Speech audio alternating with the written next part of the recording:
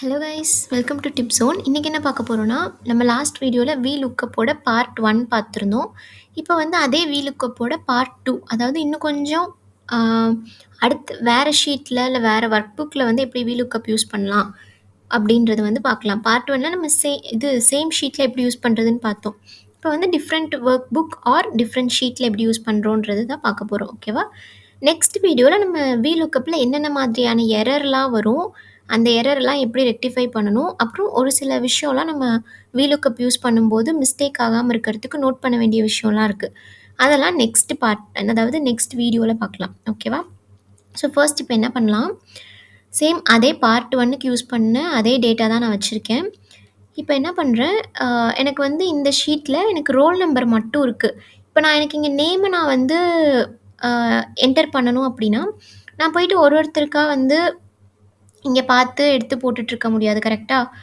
அதனால நான் என்ன பண்ணுறேன் இப்போ அப்படின்னா, லுக்கப் யூஸ் பண்ணுறேன். ஸோ தட் எனக்கு இங்கே இருக்க ரோல் நம்பருக்கெல்லாம் எனக்கு இங்கே நேம் கிடச்சிரும்.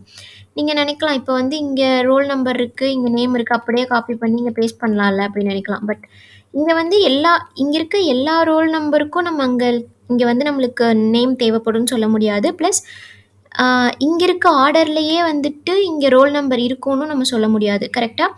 இங்கே ஆர்டர் மிஸ்மேட்ச் ஆகியிருக்கலாம், இல்லைனா அங்கே இருக்க ரோல் நம்பரை விட இங்கே கம்மியான பேருக்கு மட்டும் நமக்கு நேம் தேவைப்படலாம், இந்த மாதிரி இருக்கும். அதுக்காக இங்கே என்ன ரோல் நம்பர் இருக்கோ அதுக்கு நம்மளுக்கு வந்து நேம் வேணும், அவ்வளோதான். ஓகேவா? இப்போ இதுக்கு எப்படி லுக்கப் யூஸ் பண்ணலான்னு பார்க்கலாம். ஈக்குவல் டு சேம் ஃபங்க்ஷன்லாம் அதே தாங்க. இப்போ லுக்கப் போட்டாச்சு. இப்போ நம்ம பார்ட் 1லேயே பார்த்துருப்போம் இந்த 4 பேராமீட்டர்ஸ் என்னென்னு. லுக்கப் வேல்யூன்றது எதை வச்சு நான் தேட போகிறேன், இதை வச்சு தான் நான் தேட போகிறேன். அதை நான் கிளிக் பண்ணிட்டேன். கமா என்னோட டேபிள் அரே வந்து எங்கே இருக்குது, ஷீட் 1ல் இருக்குது. இங்கே நான் போய்க்கிறேன். இப்போ நான் ரோல் நம்பர், நேம், எனக்கு இந்த 2 காலம் போதும், ஏன்னா எனக்கு நேம் தான் இப்போ நான் எடுக்க போகிறேன். நான் இந்த டேபிளை ஃபுல்லாக ரோல் நம்பர், நேம் செலக்ட் பண்ணிக்கிறேன். காமனாக என்ன மிஸ்டேக் பண்ணுவோம் அப்படின்னா, நம்ம இதை செலக்ட் பண்ண உடனே நம்ம ஷீட் 3க்கு போயிடக்கூடாது. அப்படி போனால் நம்மளுக்கு வந்து ஒரு சில டைமில் மிஸ்டேக் ஆகும், வேல்யூ வந்து கரெக்டாக வராது. ஏன்னா இந்த இடத்துல இருக்க இந்த செகண்ட் பேராமீட்டரில் ஒரு சில சேஞ்சஸ் நடந்துடும் நம்ம அங்கே போனோம் அப்படின்னா.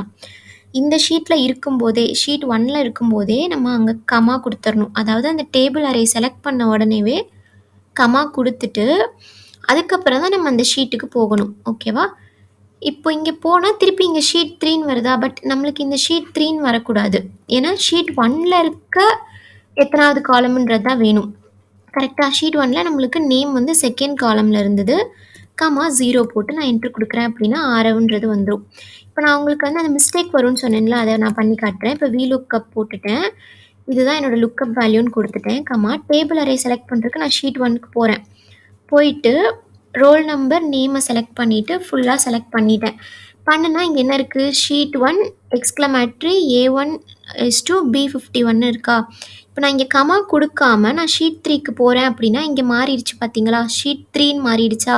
இப்போ நான் இதை வச்சுட்டே நான் ஃபார்முலா போட்டேன்னா எனக்கு என்ன ஆகும், NAன்னு காட்டும். அதாவது ரெஃபரன்ஸ் தப்பாக இருக்குது, இல்லைனா அந்த இடத்துல வேல்யூவே இல்லை அப்படின்ற மாதிரி காட்டும். அதனால தான் நம்ம அந்த ஷீட் 1ல் இருக்கும்போதே டேபிள் அரே செலக்ட் பண்ண உடனேவே கமா போட்டு அது எத்தனாவது காலம் அப்படின்றதையும் வந்து ஸ்பெசிஃபை பண்ணிடணும்.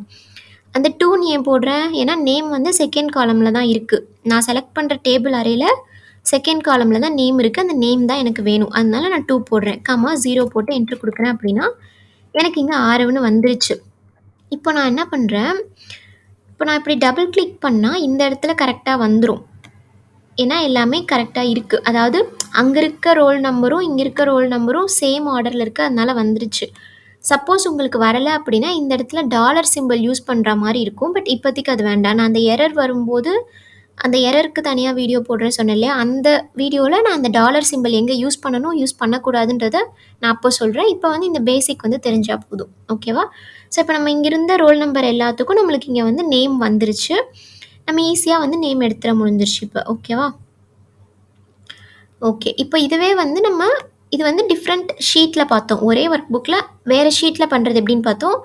இதே சிமிலர் தான் வந்து வேறு ஒர்க் புக்கில் பண்ணுறதும். இருந்தாலும் அதுக்கு ஒரு எக்ஸாம்பிள் காட்டுறேன். எப்படின்னா, இப்போ எனக்கு வந்து பார்ட் 2, இந்த லுக்கப் பார்ட் 2ன்ற எக்ஸலில் எனக்கு என்ன இருக்குன்னா, ரோல் நம்பர் இருக்குது, நேம் இருக்குது. ஆனால் எனக்கு வந்து மார்க் வேணும். இப்போ மார்க்குக்கு என்ன பண்ணலாம், சேம் ஃபங்க்ஷன் எல்லாமே அதே தான். VLOOKUP ஓப்பன் பிராக்கெட் போட்டு, இப்ப நான் வந்து ரோல் நம்பர் வச்சும் மார்க் எடுக்கலாம், இல்ல நேம் வச்சும் மார்க் எடுக்கலாம். நான் வந்து இந்த இடத்துல ரோல் நம்பரை செலக்ட் பண்ணிக்கிறேன். ரோல் நம்பர் செலக்ட் பண்ணிட்டு, கமா, அகைன் என்னோட டேபிள் அரே வந்து எங்க இருக்கு? பார்ட் 1 இந்த இதுல இருக்கு. இந்த ஷீட்ல இருக்கு. ஓகேவா?